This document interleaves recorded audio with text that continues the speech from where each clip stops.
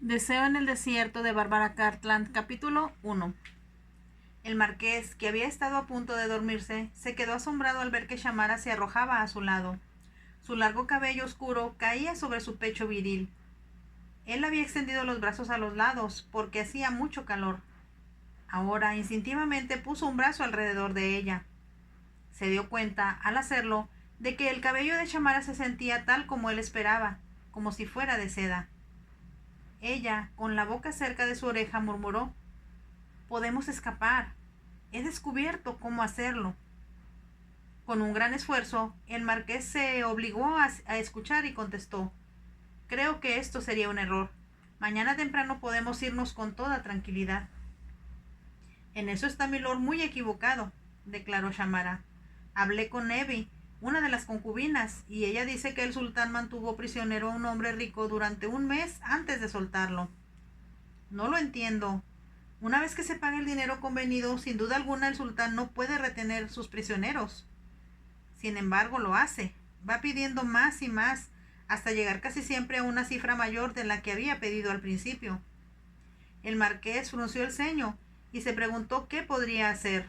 Pensaba que la conducta del sultán era del todo escandalosa. Al mismo tiempo, era de esperarse entre un pueblo primitivo. Por fin preguntó: «¿Dices que hay alguna forma de escapar?». «Es lo que intento explicarle», murmuró Shamara. «Fue una suerte que conociera yo a Nevi, porque ella se siente desdichada». «¿Desdichada?», preguntó el marqués. Él siempre habría creído que la ambición de toda muchacha nativa era convertirse en esposa o concubina de un jerarca. Nevi, le explicó Shamara, estaba enamorada de un hombre en San Luis, cuando el sultán la vio y la deseó para él. Sus padres pensaron que era un gran honor que ella pasara a vivir en el Kashba». Se detuvo y miró por encima de su hombro. También miró a su alrededor como si temiera, aunque parecían estar solos, que alguien los estuviera oyendo. Con una voz aún más baja que la que usara antes, prosiguió: «Cuando Nevi llegó aquí, su hermano vino con ella, porque el sultán ofreció emplearlo para cuidar de los animales. Pero él es un pescador y ansía irse de aquí». El marqués comprendió ahora hacia dónde llevaba todo esto, y acercó a Shamara todavía un poco más hacia él. «Jous es pescador», continuó explicando la muchacha. «Detesta las cabras y las ovejas que tiene que atender, y desea escapar. Lo que es más, el sultán no le ha pagado nada desde que está aquí». «¿Qué sugiere su hermana?», preguntó el marqués. «Ella piensa que Jous puede ayudarnos y hablará con él. Regresaré a las habitaciones de las mujeres dentro de 2 horas». El marqués se quedó inmóvil por un momento y enseguida comentó: «¿Te das cuenta de que si tratamos de escapar y nos sorprenden, podrían ser muy violentos con nosotros? Nos encerrarán en un calabozo o en un lugar que ciertamente no será tan cómodo como este. No podemos permanecer aquí un mes, mientras el sultán lo sigue extorsionando para sacarle más y más dinero». Y como pensara que el marqués estaba aún renuente, añadió: «Como el hombre que va a llevar la nota al capitán Kump no ha salido todavía de aquí, es posible que lleguemos antes que el dinero salga del yate». El marqués comprendió, mientras escuchaba, que Shamara lo estaba incitando a dar al sultán una lección que no olvidaría nunca. Si sus prisioneros escapaban y él no recibía rescate por ellos, ciertamente perdería prestigio entre los demás jefes. No había duda de que sus amigos, a quienes había invitado esta noche, se burlarían de él cuando descubrieran que había perdido a su rico cautivo. El marqués se daba perfecta cuenta de cuánto podía sufrir un jefe en el África musulmana si era humillado de tal modo. Todos sus instintos bélicos lo hicieron desear hacer eso, como venganza por haber sido tomado prisionero. Al mismo tiempo, recordó que Shamara estaba con él. No habría titubeado si hubiera estado solo, mas le daba miedo pensar en lo que ella sufriría si lo sorprendían. Podían atarla a un poste o someterla a castigos más terribles para una mujer, en los que preferiría no pensar. «No tomaré una decisión», expresó en voz alta, «hasta que escuche lo que Joe sugiere. Aunque estoy dispuesto a arriesgar mi propia vida, no arriesgaré la tuya». «No tengo miedo», intervino Shamara con rapidez. Instantes después lo miró a los ojos y añadió titubeante: bueno, tengo un poco de temor. No obstante, si estoy con su señoría, me sentiré a salvo. Y como el sultán supone que estamos casados, no pienso que nos separará. No podemos asegurarlo. Los bulbés son más respetuosos con las mujeres que los árabes, aclaró Shamara con firmeza. Espero que tengas razón, contestó el marqués con sequedad. Al mismo tiempo, como estoy muy preocupado por ti, por lo que más quieras, no permitas que nadie sospeche, ni por un momento, lo que estamos tramando contra el sultán. Sabía muy bien que el jefe de una región grande era una persona en extremo importante, tanto como lo era él en su propia finca, con la diferencia de que en esas regiones remotas un sultán era juez y jurado, tenía derecho a matar a un hombre o a una mujer, sin que hubiera ninguna reacción en su contra. Los franceses estaban introduciendo cierta forma de civilización paulatinamente al Senegal. Sin embargo, sus elevados ideales y sus constructivas leyes tenían un largo camino que recorrer antes que pudieran educar a la población nativa lo suficiente como para que los aceptaran. No se preocupe por mí, estaba diciendo Shamara. Los fulbés en general son personas bondadosas, pero los jefes siempre desean dinero, y un hombre rico, a sus ojos, es presa fácil. Yo todavía voy a esperar para oír las ideas que tiene el muchacho sobre cómo podemos escapar, declaró el marqués, antes de aceptar que hagamos una tontería. Eso es lo que imaginé que iba a decirme. Comprendo que está siendo muy sensato. El marqués le sonrió y pensó que había muy pocas mujeres conocidas por él que no habrían insistido en discutir. Ciertamente ninguna de ellas habría querido correr un riesgo, ni hacer algo que pudiera causarles algún tipo de daño físico. Entonces lo que sugiero, Shamara, dijo él, es que te acuestes y trates de dormir. Si vamos a tener que arrastrarnos toda la noche por la arena o cabalgar en un caballo sin silla, vamos a requerir de toda nuestra energía y nuestra entereza. Sí, desde luego, su señoría tiene razón. Shamara se alejó un poco de él y el marqués pensó que la suavidad de su cabello sobre la piel desnuda producía una sensación muy grata. Y cuando estaba a punto de bajar de la plataforma, se volvió hacia él para decir: por favor, ¿puedo quedarme aquí con su señoría? Me sentiré muy sola en la otra habitación. El marqués estaba a punto de sugerir que ocupara la cama en la que él estaba acostado y que él se iría a la salita. De pronto titubeó. Sabía lo ignorante que era ella respecto a los hombres. Sin embargo, estaba temerosa y la niña que había en ella deseaba estar con él. Por supuesto, contestó. Acuéstate un poco de lado y, como ya he dicho, intenta dormir. Empujó varios cojines hacia ella y se movió de tal modo que dejó un espacio grande entre ambos. Notó que, con el cabello cayendo sobre su delgada blusa blanca, se veía muy hermosa. Al mismo tiempo rió divertido, porque jamás había pensado que él fingiría alguna vez estar casado con una niña. Charles y sus amigos del Club White lo considerarían una broma de excelente humor. Los Fulbé, que se casaban o tenían como concubinas a muchachas muy jóvenes, lo aceptaban como una cosa muy natural. En realidad, pensó el marqués, había sido muy inteligente de llamar a sugerir que fingieran estar casados. Ella se mantuvo en silencio por unos minutos, entonces, de manera inesperada, estiró la mano y rozó la de él. ¿No está milord enfadado conmigo?, preguntó. Me refiero a mi intento de descubrir una forma de escapar, pero estaba yo pensando en su señoría, en lo mucho que detestaría estar prisionero aquí por mucho tiempo. No estoy enfadado, repuso el marqués. Creo que está siendo muy inteligente y valerosa, en medio de una situación por demás desagradable, aunque por el momento parezca bastante cómoda. Yo estoy llorando mucho para que podamos escapar, musitó Shamara con suavidad. El marqués no dijo nada. Ella le soltó la mano y cerró los ojos. Un momento más tarde advirtió que se había quedado dormida. Con toda cautela, porque no quería despertarla, se incorporó para mirarla. Parecía, pensó, la bella durmiente, con su cabello oscuro cayendo sobre un cojín de seda color escarlata. Era el color que él se imaginaba que debía usar Shamara, Ahora comprendió que había tenido razón. Ese era un tono suave de escarlata que hacía resaltar las luces de su cabello y la blancura de su piel.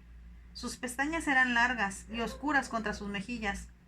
Tan relajada como parecía estar en esos momentos, se le veía muy joven y vulnerable. Mataré a cualquiera que trate de hacerle daño, pensó el marqués repentinamente, y se sorprendió de su propia vehemencia. La cena que el sultán organizó para que sus amigos conocieran a su distinguido prisionero fue, pensó el marqués, tal como él la esperaba. Los invitados se sentaron en cojines o en tapetes. Primero le sirvieron una sopa que era una comida en sí misma y se le conocía como harira. Contenía pollo, cordero, guisantes, perejil, jengibre, cebolla y azafrán. Cuando todos estos ingredientes estaban bien cocinados, se mezclaban con un plato de arroz sazonado con especias. A esto se le añadía tomates, pan, levadura y huevos. A la sopa siguió el tradicional cordero entero, del cual la parte favorita de los fulbés eran los ojos. Por un momento imaginó, lleno de repulsión, que se los iban a servir a él. Por fortuna, estaba presente un jefe aún más importante que el sultán Hassam el Zengli, y el marqués vio con alivio que eso lo había salvado de tener que comer los ojos del animal. Al cordero siguieron los dulces de miel y almendra. La comida terminó con el inevitable té de menta. Con lo que ella sabía que era una gran concesión, Shamara, gracias a que era la esposa del marqués, fue invitada a comer con los distinguidos invitados, todos ellos varones. Se dio cuenta de que al principio la miraron con sorpresa. Después, a través de la comida, le dirigían miradas oblicuas con sus ojos oscuros que la hacían sentirse temerosa. Inconscientemente se acercó un poco más al marqués. En cierto momento, éste tendió la mano para rozarla de ella, y Shamara se dio cuenta de que él comprendía lo que estaba sintiendo. Además, era consciente de que solo porque estaba con los fulbés, no la habían confinado a las habitaciones de las mujeres. Solo estos y los berberiscos permitían que sus mujeres conocieran a sus invitados, vendieran sus propios productos en los mercados y se quedaran con el dinero. Algunas de ellas, aunque muy pocas, sabían leer y escribir. El sultán había informado previamente a sus esposas que esta noche no estarían presentes. Sin embargo, más tarde habría música y bailarinas, y ellas podrían verlas a través de los canceles de madera recortadas como filigrana. Cuando la comida terminó, se descorrieron cortinajes para revelar un patio que estaba directamente afuera de donde ellos habían cenado. Había músicos sentados en él, y la música que interpretaban tenía un poderoso sonido rítmico. Hacían sonar tambores, complementados con flautas de carrizo y un bendir, especie de pequeño tamborín. Tocaron durante unos cuantos minutos. De pronto las bailarinas corrieron hacia el centro del patio. Estaban vestidas con sedas de brillantes colores y llevaban una gran profusión de joyas. Estas son las bailarinas Tisnit del norte de África, explicó Shaman al marqués, hablando en lengua inglesa, y rivalizan con todas sus similares de allí, incluyendo con las famosas Ouled Nails. El marqués hubiera querido preguntarle cómo sabía eso, pero pensó que era un error hablar más de lo necesario. En realidad, él había oído hablar de las bailarinas Tisnit, que, como las Ouled Nails, eran famosas por sus movimientos exóticos y sensuales. El primer baile que las muchachas interpretaron, pensó el marqués, era muy similar al de las bailarinas de vientre, oriundas de Turquía. Mantenían inmóvil la parte superior de su cuerpo, mientras la inferior se movía y se estremecía de manera increíble. Era manifiesto que los jefes, que las observaban con gran atención, consideraban el espectáculo muy atractivo. El baile terminó y entonces una mujer cubierta con velos azules, de largo cabello suelto y numerosas joyas, empezó a danzar. El marqués se percató de inmediato, mientras los ojos de la bailarina se cerraban y sus muñecas empezaban a temblar, que estaba viendo a uno de los bailes más sensuales que existían.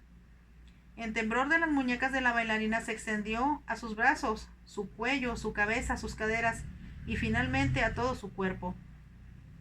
Era como si una llama interna se acrecentara gradualmente a través de todo su ser.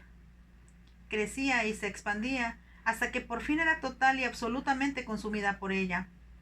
El marqués comprendió con exactitud lo que el baile representaba. La bailarina se volvió más y más impúdica, moviéndose a cada momento con mayor rapidez. Sus brazos parecían retorcerse como serpientes. Mantenía los ojos cerrados, los labios entreabiertos, hasta que logró el clímax del éxtasis. Después pareció desplomarse. Los tambores callaron repentinamente. En el profundo silencio que reinó parecía como si pudiera escucharse los latidos de los corazones. Los jefes se quedaron fascinados hasta que el sultán Hassam el Zengli, con un gesto de las manos hacia las bailarinas que se encontraban de pie en semicírculo, les ordenó que se acercaran. Cada muchacha corrió hacia un jefe. Se arrojaron a sus pies con la cabeza inclinada, las manos juntas, en actitud tradicional de ciega obediencia. Entonces, cuando la principal bailarina se detuvo por un momento ante su anfitrión, éste, con un gesto que era muy explícito, la ofreció al marqués. Cuando ella se arrodilló a sus pies, él se dio cuenta de que Shamara había vuelto la cabeza hacia otro lado, porque estaba escandalizada. Por fin, algún tiempo más tarde, el marqués y Shamara se encontraron solos en su dormitorio. Ella estaba todavía muy pálida, debido a que por un horrible momento imaginó que el marqués iba a aceptar el ofrecimiento que el sultán le había hecho de la bailarina. De hecho, pensó que era imposible para él rechazarla. Para sorpresa suya, el marqués comprendió que le había sido ofrecida la bailarina estrella porque la fiesta había sido dada en su honor. Pero así como era obligatorio para el anfitrión hacer el ofrecimiento, era obligatorio para el invitado rechazar el regalo. Hablando en el lenguaje florido que acudía a sus labios con gran facilidad cuando hablaba en francés, el marqués dio las gracias al sultán por su generosa oferta, para la cual él se sentía inmensamente en gratitud. Al mismo tiempo, continuó, no podía quitarle una joya de la que no había otra igual. Palabras de gran cortesía fueron intercambiadas por los dos hombres. Shamara, aunque se criticó a sí misma por ser tan débil, sintió que se iba a desmayar. Había estado temerosa de que el marqués cayera preso en la sedosa telaraña del encantamiento de aquel baile, que sobrepasaba cualquier cosa que ella hubiera visto o imaginado. Por fin, pudieron separarse de los demás invitados y volver a su propia habitación. Fue así como Shamara sintió como si hubiera estado conteniendo la respiración por mucho tiempo, y ahora le resultara difícil respirar otra vez. Caminaron en silencio. Solo cuando estuvieron adentro y la puerta se cerró tras ellos, el marqués preguntó con una nota de preocupación en la voz. ¿Te sientes bien? Sí, asintió Shamara titubeante. Estoy bien ahora. Él hubiera querido decirle que había sido un error que ella presenciara algo tan sugestivo como el baile que acababan de contemplar. No obstante, pensó que eso solo empeoraría las cosas. Debió haber anticipado que esto podría suceder y haber insistido en que Shamara se quedara con las esposas del sultán. Ella se obligó primero a vencer la vergüenza que había experimentado cuando empezó el baile. Después trató de dominar el shock porque vagamente entendió lo impúdico y provocativo que era, antes de volver a la realidad. El marqués se sentó en uno de los banquillos y, sin pensar, Shamara se arrodilló junto a él para decir: todo está arreglado, y en unos momentos más nuestro guardián afuera de la puerta estará drogado e inconsciente. El marqués había oído solo brevemente lo que se planeaba antes de dirigirse a la fiesta. Ahora se preguntó si no estaba siendo un insensato al aceptar algo que él sabía muy bien que podía resultar en extremo peligroso para ambos. Y antes que pudiera hablar, Shamara dijo: si nos vamos rápidamente, las puertas del Kashba estarán todavía abiertas y nadie se interesará en nosotros. El marqués comprendió que eso iba a suceder porque los jefes estarían muy ocupados en brazos de las bailarinas. Solo él había salido de la habitación donde habían cenado, con la mujer que ellos pensaban que era su esposa. Como Shamara se diera cuenta de su indecisión, levantó uno de los más grandes cojines que había sobre la plataforma para dormir. Bajo él encontró, como esperaba, 2 murnous, esas túnicas envolventes del norte de África, que hacía que no se distinguiera un hombre de una mujer. El marqués se puso una. Enseguida ayudó a Shamara a ponerse la otra. Ambas eran exactamente iguales. Shamara se echó el cabello hacia atrás y se cubrió la cabeza con la capucha. Para el marqués había un turbante de tela blanca.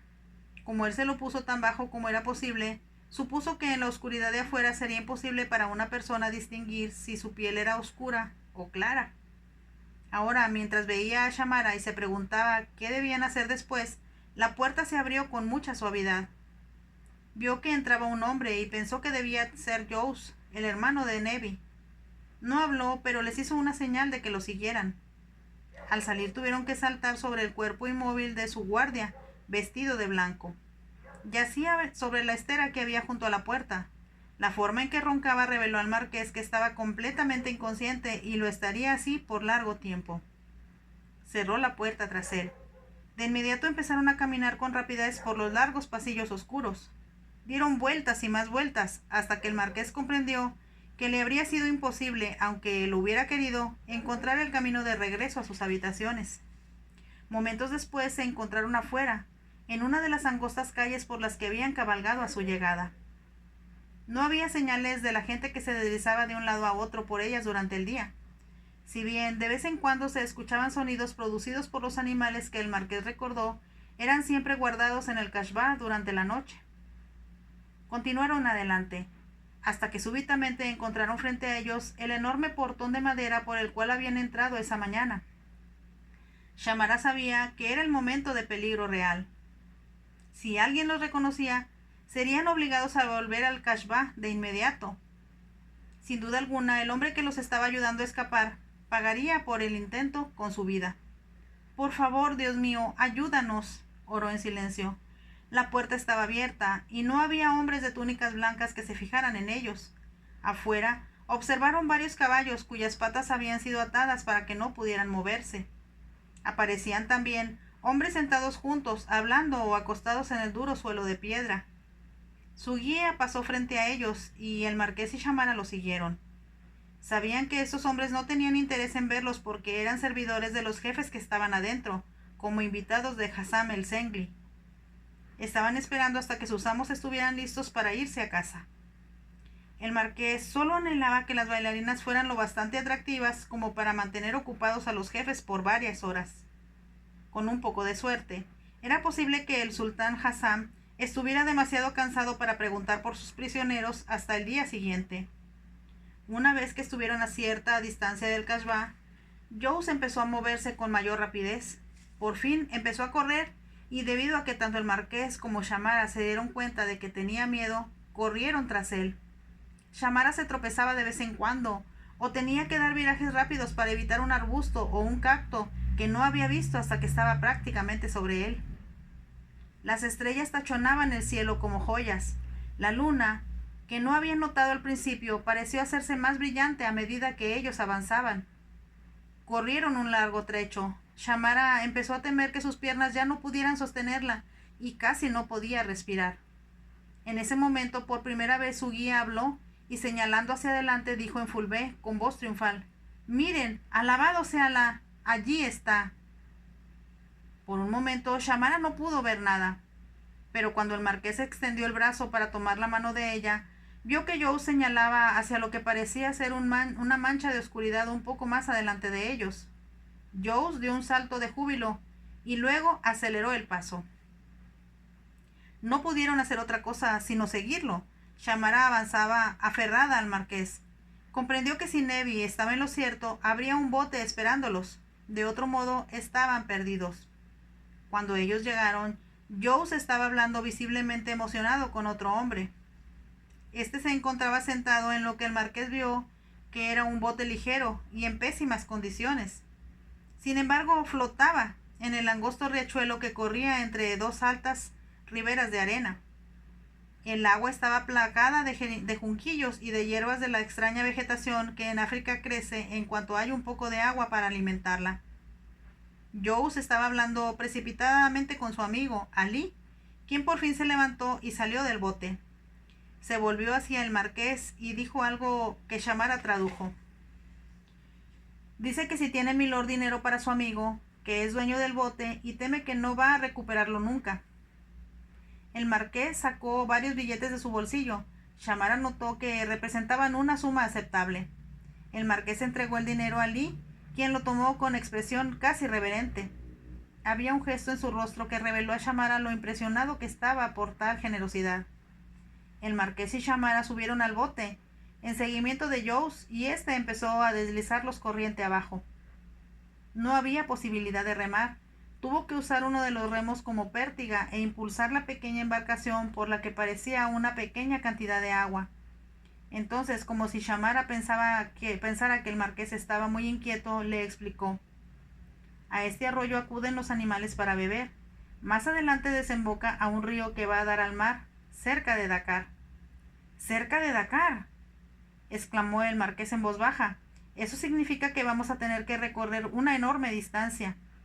Lo sé, observó Shamara, pero Nevi y Jones piensan que los hombres del sultán considerarán que escapamos a pie, o tal vez a caballo, y que vamos en dirección a San Luis.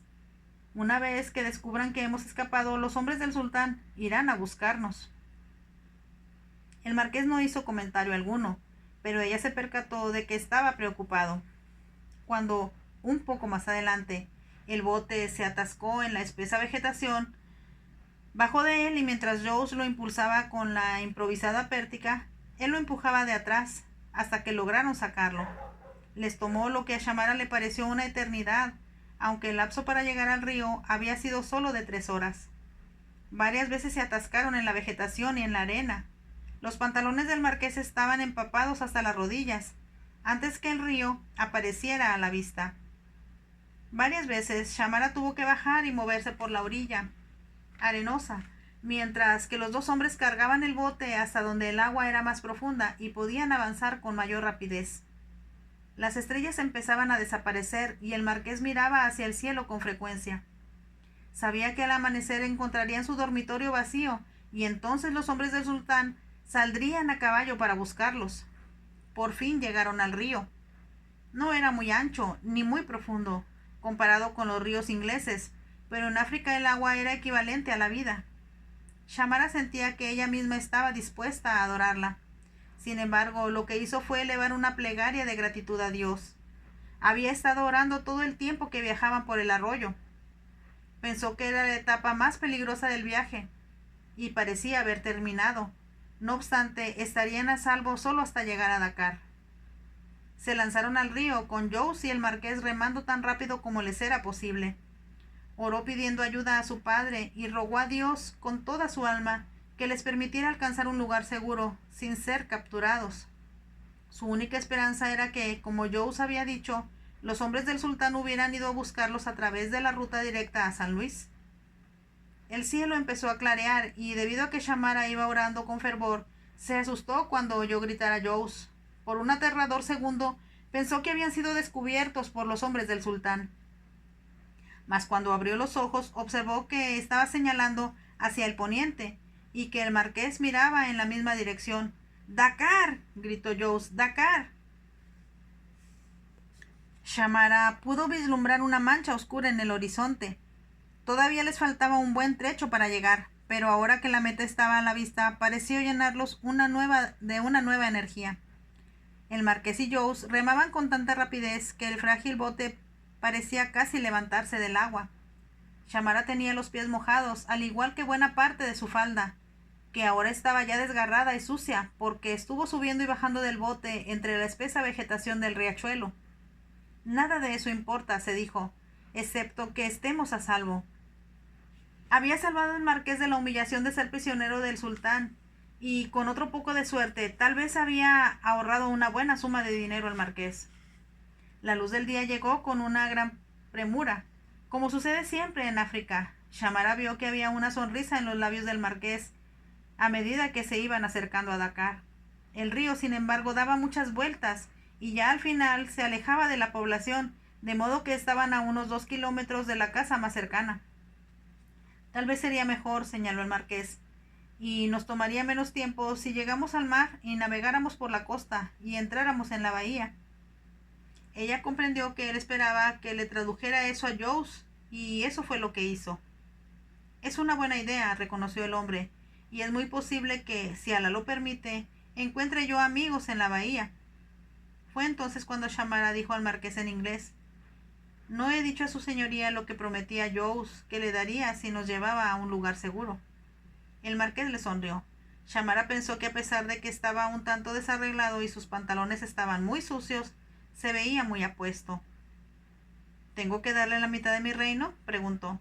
No tanto así, rió Shamara. Le prometí que milord le daría 500 libras, con las cuales puede comprar un buen barco y convertirse en pescador en Dakar.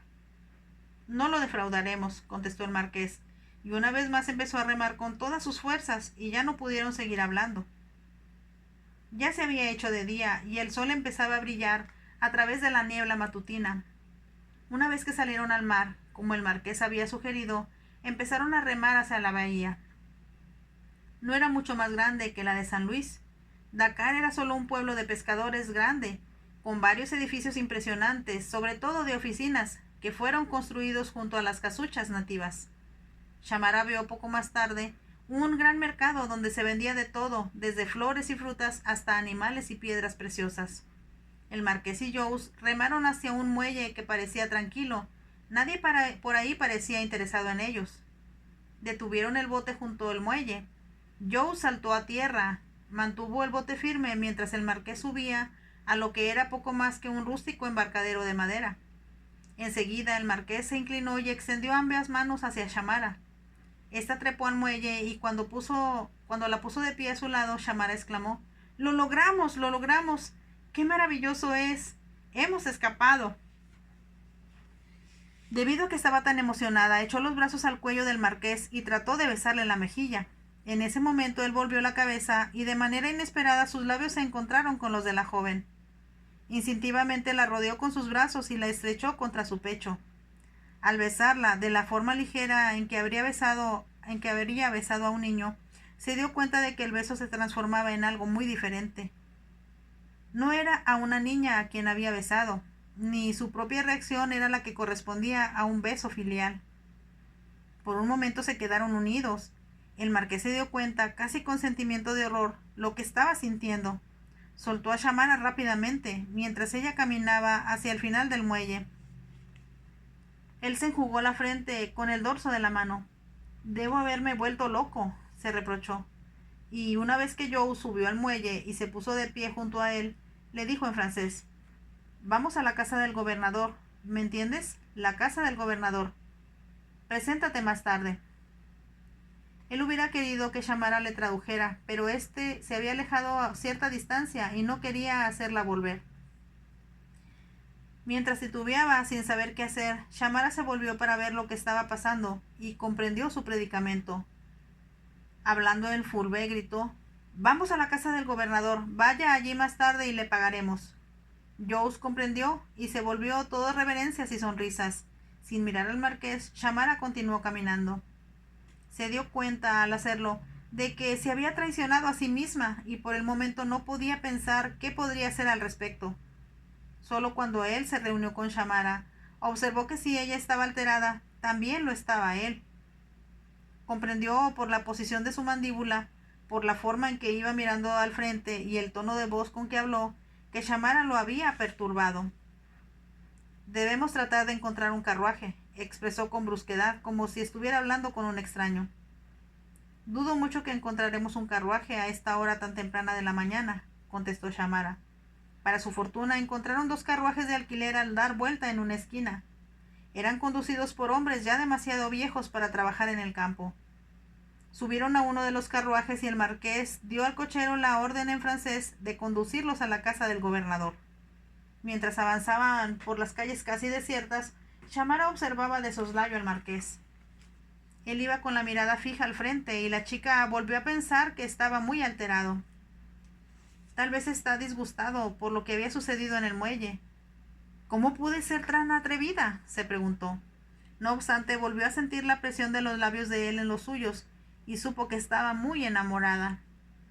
Se había dado cuenta de eso desde la noche anterior, cuando no solo se sintió escandalizada por el baile, sino también llena de amargura, porque pensó que el marqués consideraba atractiva a la bailarina. Y cuando el sultán se la ofreció, un dolor tan agudo como una puñalada se clavó en su corazón.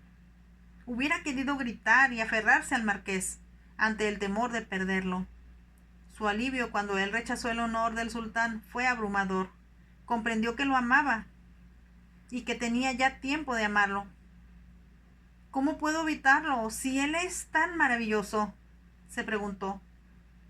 Pensó con desesperación cómo se había enterado, a través de las bromas de Charles, de las muchas mujeres que había en su vida.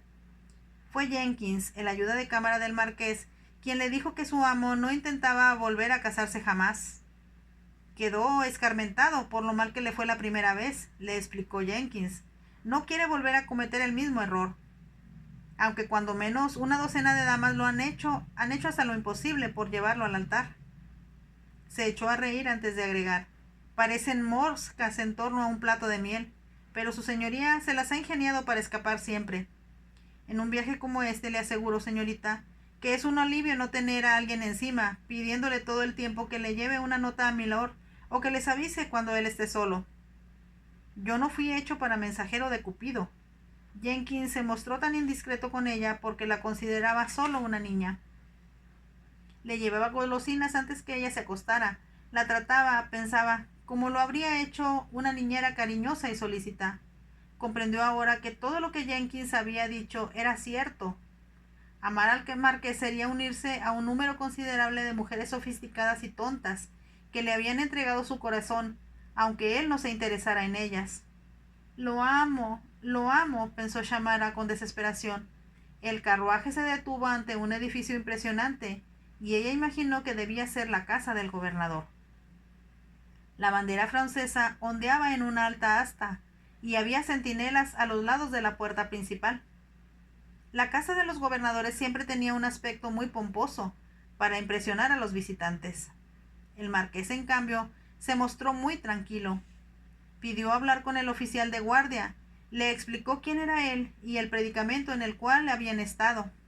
Presentó a Shamara como su pupila. Y sintió, mientras el marqués hablaba, en lo que ella le pareció un tono duro de voz, que había vuelto a colocarla en el lugar que tenía cuando salieron de Inglaterra. Y sin embargo, por algunas horas, en el Casbah, había sido su esposa, y él la había besado no como a una niña, sino como a una mujer. Lo amo, pensó desolada. Cuando fueron conducidos arriba a habitaciones separadas, comprendió que era un amor sin esperanza. No había nada que pudiera hacer al respecto. Fin del capítulo 7 de esta interesante novela Deseo en el desierto de Bárbara Cartland. Por favor, déjame tu like y pues nos vemos en el siguiente capítulo. Chao.